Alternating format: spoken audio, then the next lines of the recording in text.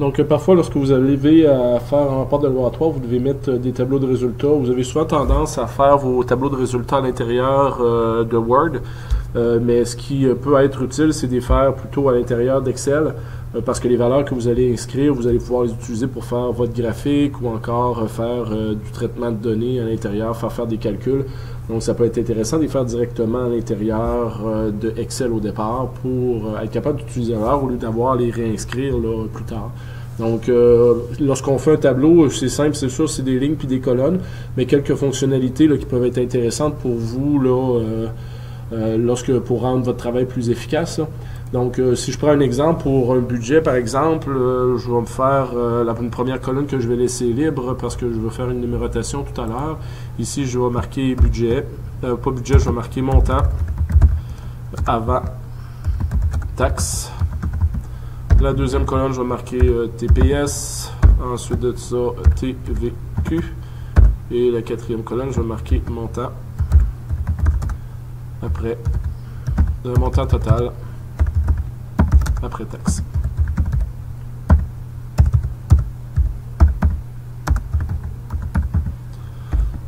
Donc, vous pouvez voir, des fois, il y a certaines écritures qui vont disparaître parce qu'elles sont plus longues que la cellule. C'est sûr, je pourrais venir ici allonger la cellule, mais ça va faire un tableau qui va peut-être être trop grand. Donc, ce que je peux faire au lieu, c'est d'utiliser la fonction renvoi à la ligne automatiquement. Donc, vous allez voir, le logiciel, par rapport à la largeur de la cellule, va venir répartir le texte sur 2, 3, 4 ou 5 lignes, tout dépendant de la quantité de texte qu'il y a à l'intérieur. C'est sûr, une fois que j'ai fait cette option-là, je peux venir, pareil, jouer un petit peu avec la largeur. Je pourrais venir changer aussi la justification, donc dire je veux centrer, puis je veux centrer également à l'intérieur de la cellule. Donc ça, c'est une première chose qui peut être faite. Je vais venir diminuer celle-là ici parce qu'il va y avoir seulement des chiffres de 1 à 7 que je veux placer dans la colonne A. Par la suite, ce que je peux faire, c'est fusionner des cellules. Donc, supposons que je voulais placer un titre général ici. Il ne rentrera pas dans une seule cellule, donc je peux venir fusionner. Bon, changer la justification, puis là, écrire mon texte, donc budget, cadeau pour mon professeur.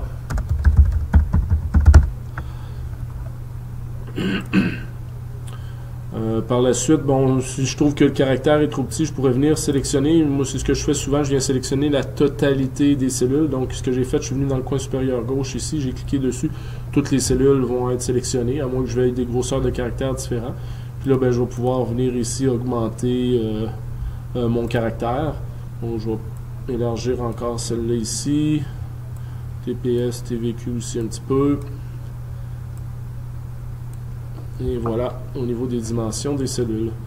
Le titre, je vais le placer un peu plus gros, donc je vais venir grossir mon caractère uniquement pour celui-là. Puis là, ce que je pourrais faire, c'est venir placer mon titre peut-être dans un encadré noir, puis mettre écriture blanche, donc ça fait ressortir le titre. Je pourrais venir choisir ici ces colonnes-là, puis dire, ben, je vais mettre, vu que c'est des titres, je vais les mettre en gris. Par la suite, bon, je vais faire une numérotation ici jusqu'à 7, donc je vais utiliser l'option de numérotation automatique. Donc, parce que, supposons j'ai 7 jours, est-ce que je veux donner un cadeau à mon enseignant. C'est sûr que TPS, TVQ, je pourrais faire un calcul, mais peut-être l'année prochaine, je voudrais utiliser le même tableur. Donc, ce que je vais faire, je vais venir me placer des cellules ici que je vais appeler TPS, une TVQ. Puis, je vais me faire une autre ligne ici, je vais marquer budget initial. Donc, vu que ça dépasse 2 cellules, encore une fois, ce que je vais faire, je vais venir les sélectionner. Et je vais les fusionner.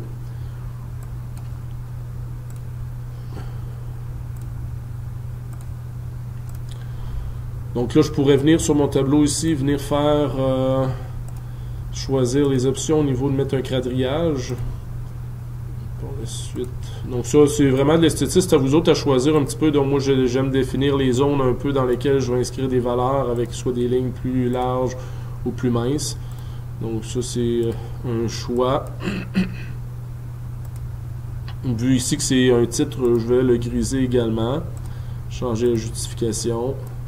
Et pour finir, je vais venir ici pour les cellules que j'ai déjà inscrites à ce moment-là.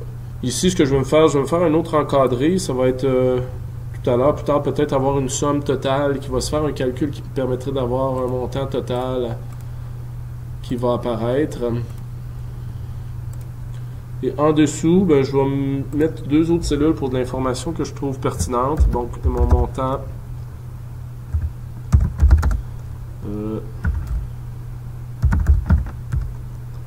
dépensé en moyenne par jour. Et l'autre, ça va être montant restant ou déficit. Je vais voir que j'ai fait une erreur ici. Je vais juste venir le modifier.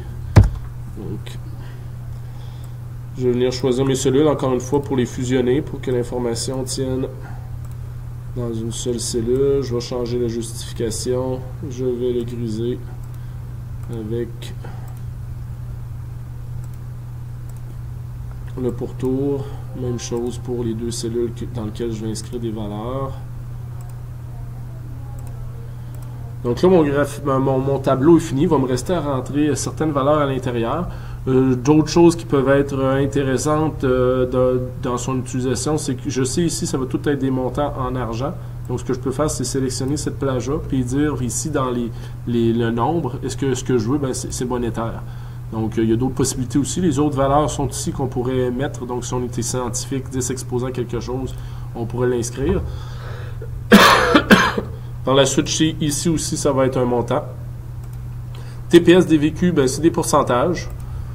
Et finalement, budget, ici, je vais mettre un montant. Donc, mes cellules, quand je vais inscrire une valeur, si je suis inscrit ici comme exemple 10 $, ben, il va tout de suite me mettre le format en monétaire. Donc, ça peut être utile pour parfois, lorsqu'on va avoir des fonctions, au lieu de l'écrire, il va apparaître automatiquement dans le format qui est prédéterminé là, par le logiciel. Également ici, la TVQ, présentement, c'est 9,975%. Donc, cependant, le logiciel me l'arrondit à 10. Donc, si je veux changer le nombre de décimales après la virgule, ce que je peux faire, je peux le diminuer ou l'augmenter. Donc, si je veux augmenter le nombre de décimales pour que le chiffre reste à 9,975, donc ça va être plus facile de cette façon-là. Donc, la TPS TVQ, pour moi, ça va être comme des constantes dans un laboratoire, parce que si je veux réutiliser mon tableau l'année prochaine, puis que la TPS ou la TVQ a changé, ben, j'aurai juste cette valeur-là à changer, parce que tout à l'heure, on va regarder comment on peut faire des calculs automatiques là, à l'intérieur de notre tableau. Donc, mon tableau est fait, l'esthétisme est quand même correct, je pourrais continuer à jouer avec là, à ce moment-là. Il y a aussi une possibilité d'avoir des tableaux qui sont qui ont déjà un format déjà prédéterminé. Donc, si on va voir, je vais essayer de retrouver. C'est au début complètement dans un fichier. Là, on pourrait venir ouvrir un nouveau fichier, puis puis là, on pourrait avoir des formats qui sont déjà prédéterminés qu'on pourrait déjà utiliser. Donc ça, c'est des choses qui sont déjà proposées dans lesquelles vous pourriez là, venir en profiter. Donc dans la prochaine vidéo, on va remplir certaines valeurs, puis on va vous montrer comment faire justement là, des calculs automatiques là, avec les valeurs qui vont être à l'intérieur de notre tableau.